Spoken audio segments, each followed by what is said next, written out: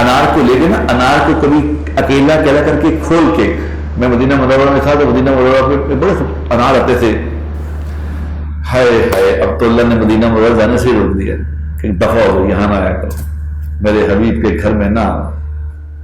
یہ بے حرمتی کرتے تھے، حضور کے گھر کی بے حرمتی، ٹیلی فونوں پہ لگے ہوئے ہیں، سامنے حضور لیٹے ہوئے ہیں، یہ ٹیلی فون پہ باتیں کر رہے لوگ ہیں جو ایسے فوٹو کھینچ بتا رہے۔ اللہ نے ایک ہی دفعہ کہا ہے کہ میرے نبی کے سامنے اونچی آواز نہ کرنا، یاد رکھو، میرے نبی کے سامنے اپنی آوازوں کو پست رکھا کرو۔ ایسی دھمکی دی ہے جو کسی اور کو نہیں دی کہ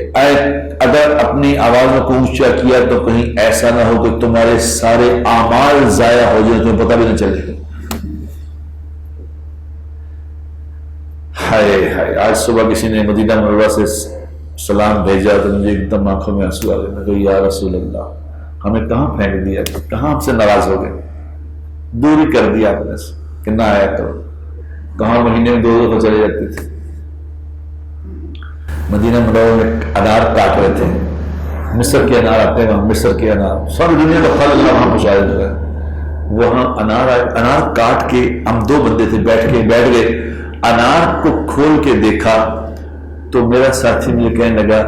اس انار کو غور کرو، اس انار کی پیکنگ پہ تو غور کرو کہ تیرے مالک نے تیرے لیے کیا پیکنگ کی ہے،